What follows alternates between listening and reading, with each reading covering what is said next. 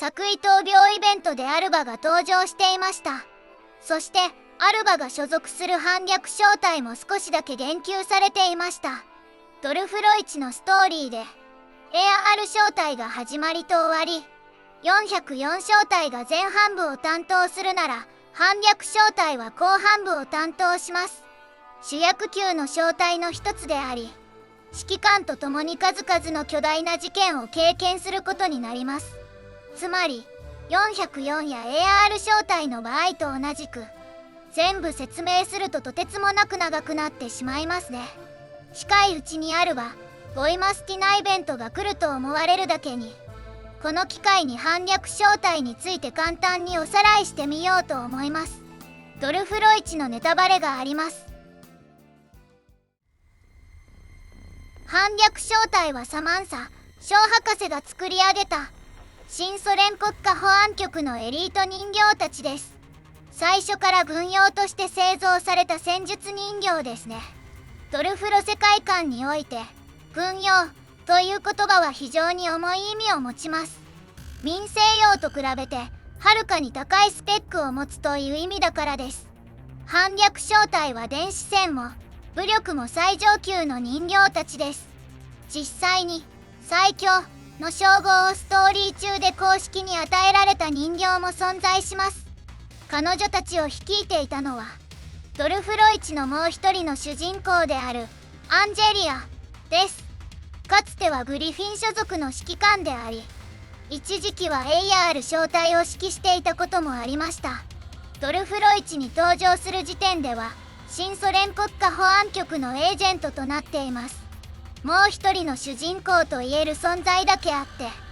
数えきれないほどの出来事を経験し、大きな事件にも幾度となく巻き込まれました。指揮官にも多大な影響を与えた人物であり、事実上指揮官のメンターに近い存在です。ではまず人形たちから一人ずつ見ていきましょう。最初は永遠なインフォアルバです。最初に製造された人形であり、外見はショー博士に似せて設計されました。寡黙で慎重な性格の持ち主です。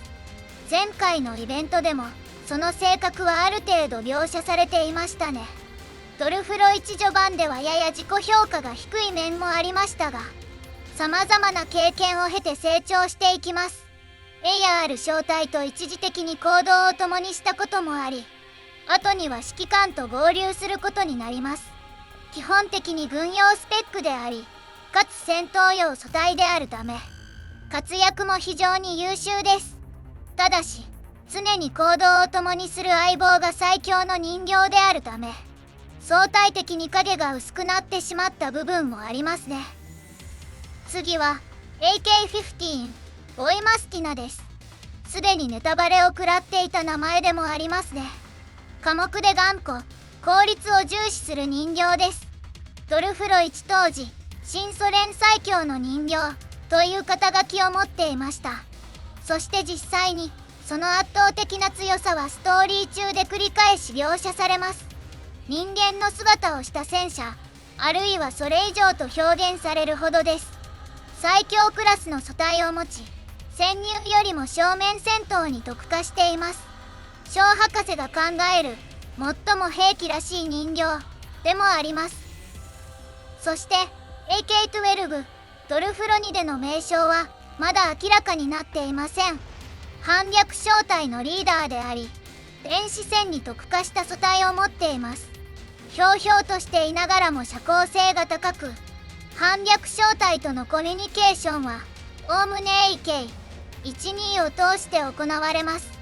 こうした能力からリーダー役を担っており、アンジェリアとも最も深い絆を見せます。電子戦特化とはいえ、基本は軍用人形であるため10分に強力で、ストーリー後半では特殊な素体を得てさらに強化されました。 AK-12 の目はボイマスティナと同じもので、膨大な情報を提供する特殊な目です。ボイマスティナは常に警戒のため目を稼働させていますが、 AK-12 の場合は全てが赤く見えて嫌だとして普段は目を閉じています。つまり目を開いた状態が本気モードというわけですね。最後は RPK-16。最も最後に製造された人形です。ショー博士自身の理想と人形に対する解釈を込めて作られました。素体そのものの性能は4人の中で最も低いとされていますが、それでも軍用スペックであるため十分な活躍を見せました。基本的には親和性の高い性格ですが、どこか腹黒さを感じさせるのが特徴です。登場初期からその片鱗を見せており、最終的にはドルフロイチ屈指のインパクトを持つヴィランとなります。人間の身体を奪った人形として、まずはこの人形たちの開発者であるサマンサ・ショーから話しましょう。本名はエカテリーナ・バシーリエブナ・ペトロフスカヤ。新ソ連の科学者で非常にタフな女性です。ウォッカとタバコを常にたしなみ、発言も歯に衣着せぬタイプ。ペルシカ曰くゴリアテでボウリングもできる女です。遺跡技術の危険性を早くから察知し、それに反対していました。他の人形制作者とは異なり、遺跡技術を使わずに人形を作っています。基本的に人形は兵器という思想の持ち主で、武器は純粋に武器、人間は純粋に人間だと考えています。人形に束縛されない自由を与えたいペルシカとは対照的に、ショーは人形に束縛に反逆する権利を与えたいと考えていました。兵器として作られた反逆小体の中で、その反逆権を反映して製造されたのは RPK-16 だけです。ショー博士が遺跡技術に賛成する勢力に暗殺されたことで、RPK-16 は未完成のまま残されてしまいますが、彼女もまた非常にタフな女性です。命を惜しまない人物ですね。フルネームはアンナ・ビクトロブナ・チョイ。第三次世界大戦に巻き込まれて家族を失い、養子として新たな家族を得ますが、学校で発生したテロ事件により一番上の兄を失います。その後、2番目の兄と共に士官学校に入学し、軍人となります。そして終戦後、AR 小隊の指揮官としても活動しました。ドルフロイチではストーリー中盤から本格的に登場します。新ソ連国家保安局で反逆小隊を率い、第2の主人公のような役割を担います。基本的には単独行動が多いものの、要所要所で指揮官と連絡を取り合い、時には協力もします。アンジェリアはドルフロのテーマ性を体現する人物でもあります。アンジェリアから指揮官へとつながる物語こそがドルフロイチの革新的メッセージです。ドルフロイチ中後半の物語の大部分を占めるため、ここでは簡単になぞる程度に止めましょう。反逆小隊の初登場はドルフロイチの序盤、中盤あたり。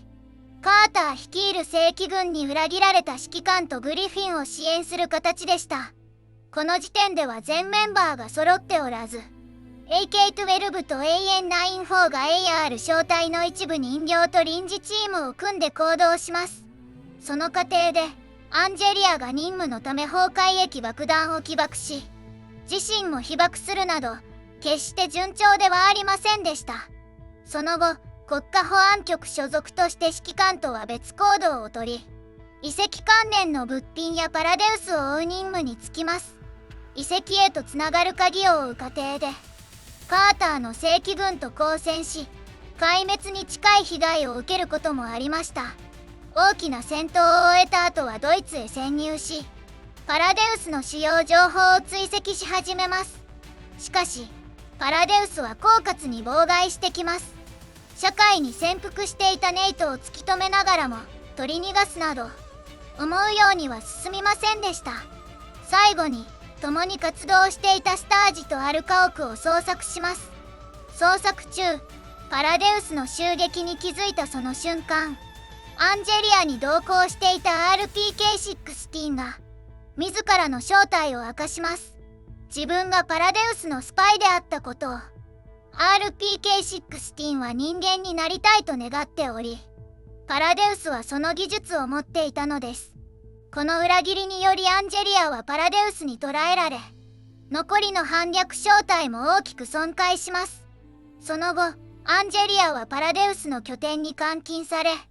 RPK-16 はネイト改造を受け、パンドラという名を与えられ、パラデウスの一員となります。一方、アンジェリアの消息を知った指揮官は、アンジェリア救出及びパラデウス総攻撃を決断します。この過程で反逆正体は、AN-94と AK-15 が新素体で復帰。指揮官の指揮下で、装甲製作戦の主力チームとして参加します。最初に破壊されていた AK-12 については、そのコアを RPK-16 が回収していました。そして RPK-16 によってネイトの身体に移され、アンジェリアをサポートさせることになります。指揮官は猛攻をもってパラデウスの塔を攻略し、多大な犠牲の末、死の淵にあるアンジェリアを発見します。こうしてようやく指揮官と連絡が取れますが、アンジェリアは救出を拒否します。自分の計画でパラデウスと戦うと言い残して、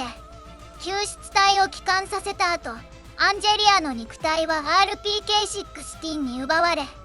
ここでアンジェリアは事実上の死を迎えます。アンジェリアの肉体を得て人間となった RPK-16 は、自らをエンブラ・ペトロフスカヤと名乗ります。一方パラデウスはテロを引き起こして混乱を拡大させつつ、エンブラを表に立て、社会的影響力を強めようとしていました。人形が人間の身体に移れるように、人間も新たな身体に移ることで衛生が可能になる。そうした広告を世界に打ち出していたのです。そして反逆正体は、エンブラを追跡していました。AK-15、AN-94 はもちろん、AK-12 も復帰しています。AK-12 は RPK-16 によってネイト素体に入れられ、アンジェリアを補佐していましたが、肉体を得た RPK-16 が AK-12 を高級ネイト元体へと再移送していました。こう聞くと非常に怪しく、洗脳や操作のようにも思えますが、実際には RPK-16 が AK-12 を一時的に偽装し、より強力な素体を与えたというのに近いです。そしてパラデウスの広告作戦が始まろうとしたその時、エンブラを追っていた AK-12 が到着します。そこでエンブラは、この広告の場で、パラデウスすら裏切ります。肉体移行技術が遺跡技術であることを全世界に暴露し、パラデウスの意図とは逆に、遺跡への警戒心を強める結果となりました。そして、アンジェリアの使徒自身の目的の真相を AK-12 に語ります。RPK-16 の正体はショーの研究補助 AI であったナーガでした。ショーの死を目撃した AI でもあります。ショーは遺跡技術に抗おうとしており、RPK-16 はその願いを叶え、意志を継ぐために反逆を選んだのです。アンジェリアの肉体を奪ったことも強制ではありませんでした。RPK-16 は死の間際にあったアンジェリアの意志を引き継ぎ、アンジェリアの目的であったパラデウス打倒のため、自分なりの方法で行動していたのです。広告によって遺跡技術の危険性を世界に知らしめることまで含めて、過程は過激で多くの出来事がありましたが、結果としては成功していました。この話を聞いた AK-12 は、計画の意図は理解したものの、アンジェリアを大切に思っていたがゆえに RPK-16 を許すことはできず、エンブラを射殺します。こうして、反逆正体とアンジェリアをめぐる物語は幕を下ろします。その後、反逆正体はウィリアムを追う指揮官の作戦に同行し、指揮官を救出したり、最終決戦にも参加しました。身のところ、アンジェリアは指揮官とよく似た人物でした。情に厚く、人を優先し、世界の闇に抗う存在です。常に自分が正しいと信じる選択をし、自らの身体を犠牲にしてでも前に進む人でした。しかし、一個人が世界を変えられるわけではなく、心も身体も傷だらけのまま最後まで走り続けました。パラデウスに勝てる世界線を作るため、アンジェリアは最後に自らの死すら淡々と選び、目を閉じ、真の戦友である指揮官へとバトンを託します。彼女の人生観はストーリー中に登場したこの問答に現れています。もし人生が徒労に終わる定めとしてあがく意味はどこにある？私は一生をかけてその質問に答える。できる限り簡潔にまとめたため、やはり省略した部分も多いですが、大きな事件と主要な流れは一通り振り返りました。アルバとボイマスティナの大型イベントを見る際の助けになれば幸いです。ありがとうございました。